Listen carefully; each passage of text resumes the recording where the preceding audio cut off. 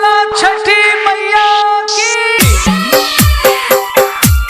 Recording by Maa Lakshmi studio Kusheshwar music by DJ Umesh Shukipur बाजार।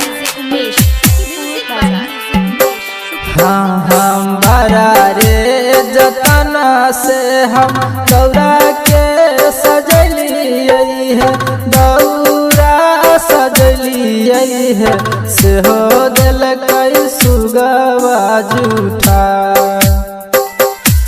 हाँ से हो दिल कई सुगवा जूठा।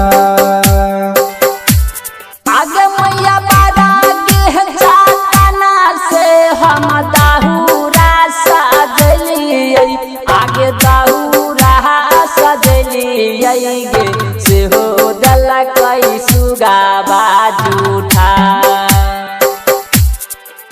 हाँ से हो दल कई सुगावा जूठा। हाँ से हो दल कई सुगावा जूठा। DJ Umesh, DJ Umesh, DJ Umesh, DJ Umesh, Sukhipur बाजार, सुखीपुर बाजार, सुखीपुर बाजार, सुखीपुर बाजार। मिक्स बाय राहुल बाबू।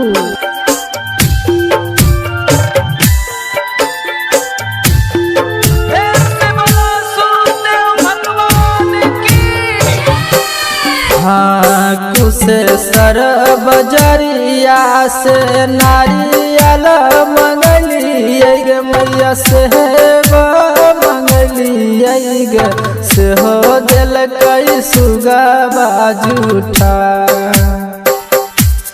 हाँ से हो दिल कई सुगवा जूठा।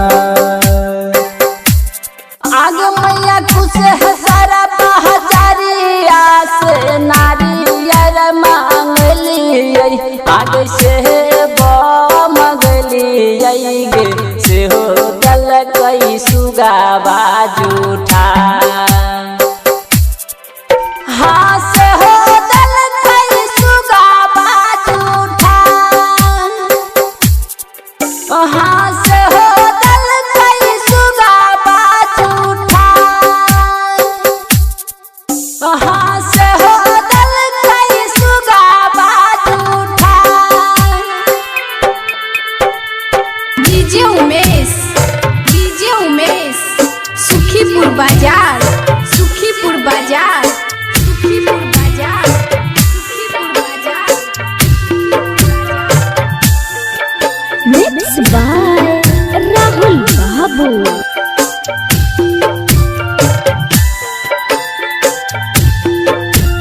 ऐसे बोला छठी मैया की। काहे मैया मारैया तना हमारा गोतानी ननदिया है, गोतानी ननदिया है, बाजिन बन के ना हम जिया। हाँ बाजिन बन के कोना हम जिया। आहे मैया गाँव पैया गीतिया राजा बलियू में सो। राजबलियू में सलिहो मैया शरण लगा।